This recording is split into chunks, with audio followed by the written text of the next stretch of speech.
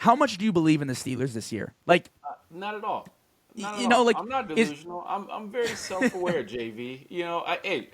I hide the gray well, but there's a lot of wisdom behind this baby face. All right, the Steelers are going to be the Steelers. They're going to play for around 500 ball. They're going to lose in the wild card, and that's it.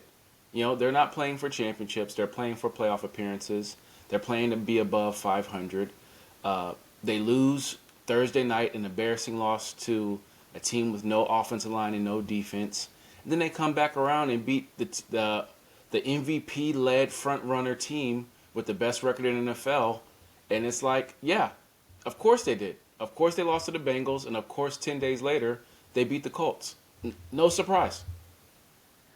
well, there were some Steelers fans going pretty crazy, and it was a 6 turnover game, and they won by 7. I was like, like the Colts probably would have won that game had they not handed you 6 turnovers. I think this year I've been really impressed with Rodgers. 7. I was like completely on board that he was nearing the end of his career, and I'm sure he is age-wise, but he can still sling the rock at a pretty elite level with a clean pocket, and even moving this year, I think he's been really good, moving outside the pocket.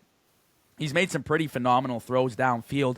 Ironically, the defense this year, the highest paid defense in the NFL, Mike Tomlin led defense, which is always good and a staple, fell off a cliff. They were really good against the Colts, but for the majority of this year, something's off. Something's not clicking. TJ Watt hasn't been nearly as dominant, I don't think. He had a great game against the Colts, forced fumble, strip sack, did it all. I thought he was dominant.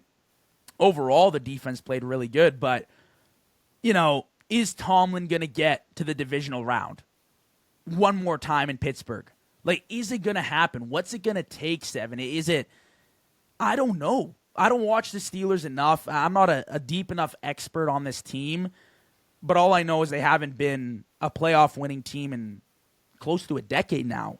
Yes, yes. And last victory they had in the playoffs was the Vontez Burfict hit on Antonio Brown, where Joey Porter stepped on the field, and there was like 2 flags back to back, and they got in the field goal range. Without that flag, without that hit, they probably don't beat the Bengals, Carson Palmer led Bengals that season. So it's scary, but again, like you said, there are a lot worse coaches in there, and as a Steeler fan, I'm rocking with my guy at the end of the day, because it could always be worse.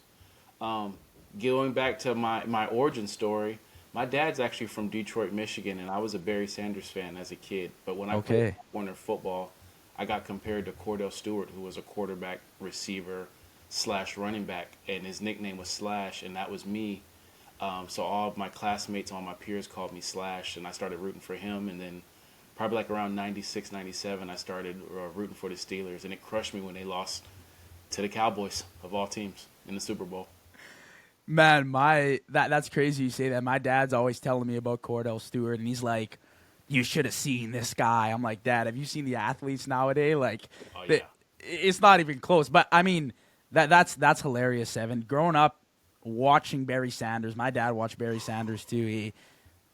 I'm shocked that you didn't get looped into the Detroit Lions fan base, but that was probably going to be arguably worse for you. Besides the last 5 years, it would have been I have worse. So foresight. I have foresight. A lot exactly. of wisdom. A lot of wisdom. A I'm lot of telling you. wisdom. But I agree with you about Tomlin, too. It's like, I've always been on board these last few years. It's like, we talk about him as a great head coach, and he obviously hasn't had the quarterback play. And I've always said, like, you're going to talk about him as a Hall of Fame guy, but he can't win in the playoffs, especially these last few years. And people talk about him adopting this Steelers team that was pre-built. A lot of people like to talk about that. Yeah. You know, it, it could be worse.